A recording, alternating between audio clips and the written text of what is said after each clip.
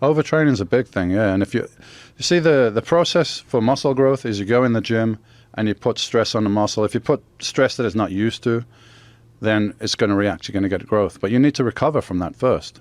You don't go to the gym and grow and then recover later. That's not the way it works. You go. Quantas vezes eu devo treinar na semana? O que é overtraining? Conhece? Já ouviu falar? Nunca ouviu falar? Então, no vídeo de hoje a proposta é responder essas perguntas sobre o que é overtraining, como evitá-lo, e quantas vezes eu devo treinar na semana. Esse é o canal Tutoriais Fitness, eu sou o Felipe Domingues e se inscreve no canal, dá um like, compartilha, ativa o sininho e agora vamos lá pro vídeo. Bom galera, vamos falar um pouco sobre quantas vezes treinar na semana e fazer uma correlação com o overtraining. Para começar, antes de tudo, eu tenho que dar uma breve introdução para você sobre o que é o overtraining. O overtraining é basicamente você treinar o seu corpo sem ele estar recuperado da sessão anterior de treino. Por exemplo, eu treinei costas hoje, certo? Aí amanhã, ao invés de treinar outro músculo, eu vou e treino costas. É óbvio que vai dar overtraining. Esse é um exemplo clássico de overtraining. Mas não, vou dar um exemplo mais longo. Por exemplo, eu treinei costas hoje e aí eu não recuperei na quinta e já quero treinar de novo. Também vai dar overtraining. Isso envolve diretamente vários fatores que vão dar overtraining. Desde os músculos que você escolheu para treinar junto, até o tempo que você vai treinar eles de novo, até mesmo o estilo de vida que você leva e também o seu tipo de corpo. Pessoas ectomorfos têm mais facilidade em ter overtraining, assim como endomorfos têm mais dificuldade de ter overtraining. Então, isso é uma coisa bem relativa, varia de indivíduo para indivíduo. Eu costumo falar que é uma coisa totalmente individual. E falando nisso, eu vou citar aqui uma passagem desse livro aqui, Sun Tzu, A Arte da Guerra. Não é um livro que não tem nada a ver com musculação, mas tem uma passagem dele que explica muito bem esta situação. Basicamente ele fala aqui, aquele que conhece o inimigo e a si mesmo, ainda que enfrente 100 batalhas, jamais correrá perigo. Aquele que não conhece o inimigo, mas conhece a si mesmo, às vezes ganha, às vezes perde. Aquele que não conhece nem o inimigo e nem a si mesmo está fadado ao fracasso e correrá perigo em todas as batalhas. Trazendo isso aqui no nosso dia a dia de treino, o que seria o inimigo? Seria basicamente o seu corpo e a ti mesmo. Você não se conhece e como que você vai vencer? Como que você vai conquistar resultados sendo que você não conhece o seu corpo? Então, a lição que eu digo para vocês é, primeiro, conheça o seu corpo. Sabendo do seu corpo, conheça quais estímulos o seu corpo responde melhor. Eu, por exemplo, eu treino 4 vezes na semana. Por quê? Eu cheguei à conclusão, ao longo de mais de 10 anos de treino, que o resultado melhor que eu obtive foi treinando 4 vezes na semana, fazendo uma ficha ABCD, treinando AB, descansando e logo em seguida fazendo AC e AD. Isso é receita de bolo? Não, esse é o meu estilo de treinar. Você tem que descobrir o seu estilo de treinar e qual adapta melhor a você. Agora falando sobre overtraining e como evitar, o primeiro passo é esse, conhecendo o seu corpo e sabendo como ele adapta melhor. Tem amigos meus que gostam de treinar a ficha ABC e dão resultados com ficha ABC, treinando os músculos 2 vezes na semana. Eu já notei em mim que se eu fizer isso eu perco massa muscular. Então é uma coisa muito subjetiva e muito relativa. Acontece às vezes, principalmente a pessoa que não tem conhecimento, não é orientada, não é da área de educação física e simplesmente treina a esmo. Eu mesmo já fui assim, inclusive. A pessoa achar que ficar muito tempo na academia ela vai ter resultados e não, ela vai estar catabolizando na maioria das vezes. Eu vou deixar aqui para vocês um vídeo do multicampeão aí, Dorian Yates, na qual ele fala sobre overtraining, sobre quantas vezes ele treina na semana e qual é a média do treinamento dele. Vou deixar para vocês refletirem e depois eu entro com a conclusão final do vídeo. Now, when you say shorter, more intense workouts, how did you regulate that? Like that's a huge issue with martial artists is overtraining. They want to do more work than everybody else. They want to work harder than everybody else, and they wind up breaking their body down and showing up for the fight exhausted. Overtraining is a big thing, yeah. And if you see the process for muscle growth is you go in the gym and you put stress on the muscle. If you put stress that it's not used to, then it's going to react. You're going to get growth, but you need to recover from that first. You don't go to the gym and grow and then recover later. That's not the way it works. You go, if you give your body some stress it's not used to, you'll get a reaction. But before you get the reaction, you have to recover. So if you're not allowing enough time to recover, I use this analogy at seminars I do. It's very simplistic, but it gets the point across. If you get a bit of sandpaper and you rub it across the palm of your hand and it's kind of bloody, if you leave it and let it heal up, what's going to happen? The skin's going to develop back a little bit stronger, a little bit thicker than before because it wants to protect against that stress. So that's the process. But if you go and you make your hand bloody, and before it's healed up again, you go and rub it again, what's happening? You're not really getting anywhere. You're just going to have a bloody hand, you know? Yeah, you think you're being tough, but you're actually just being silly. Yeah, and it's, why are you going to the gym?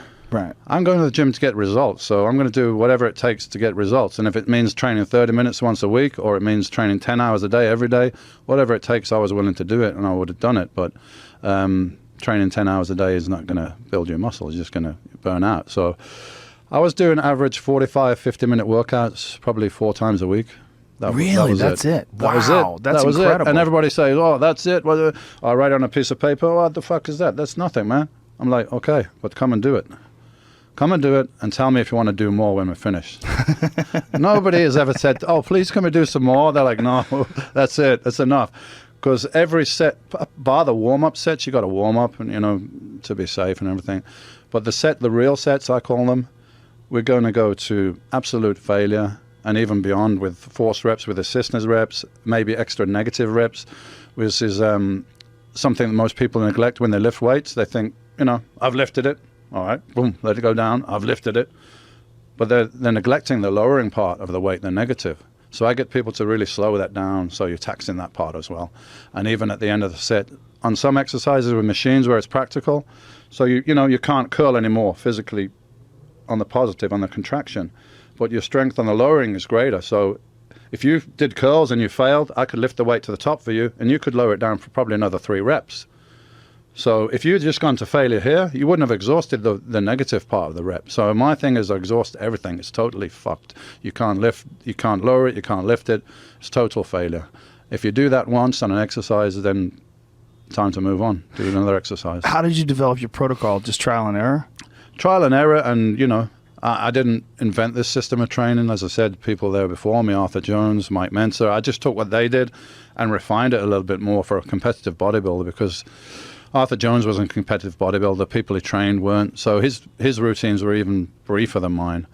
But for a bodybuilder, you got to work the side delt. You got to work different aspects. So I probably did a little bit more than they did. So I adapted it to myself and my needs.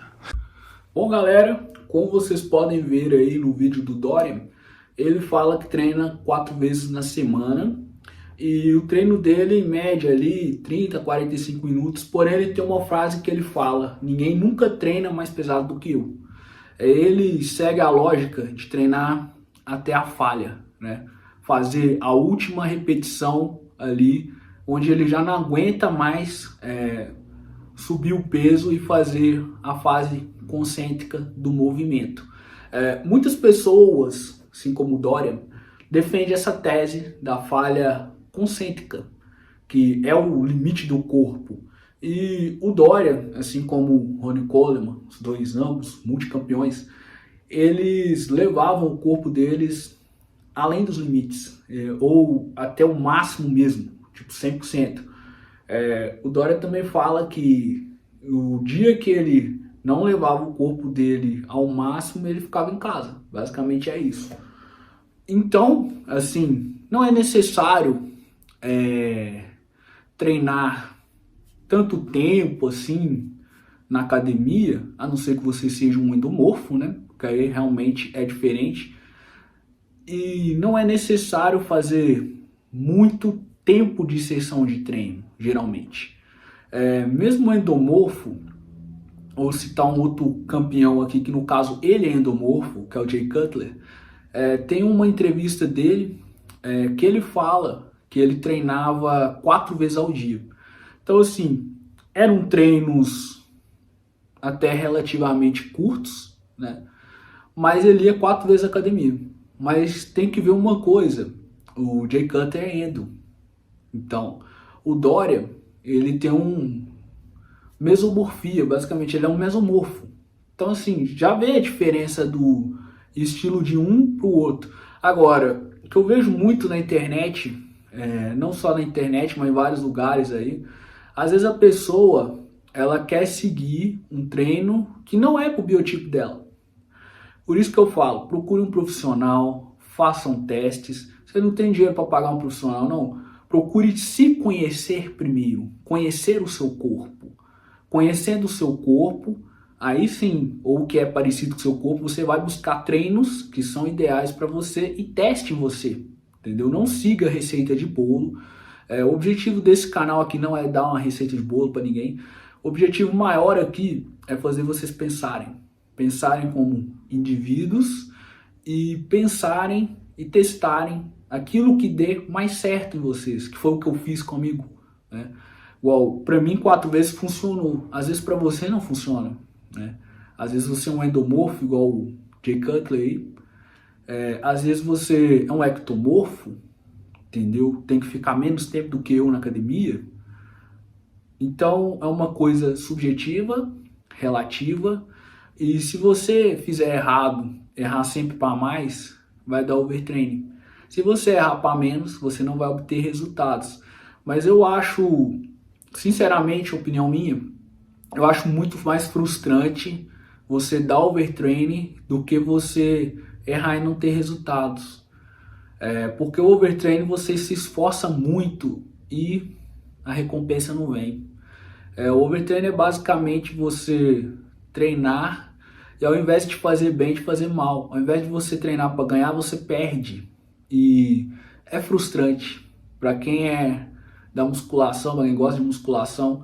Imagina você todo dia treinar e nada de crescer, apenas perder.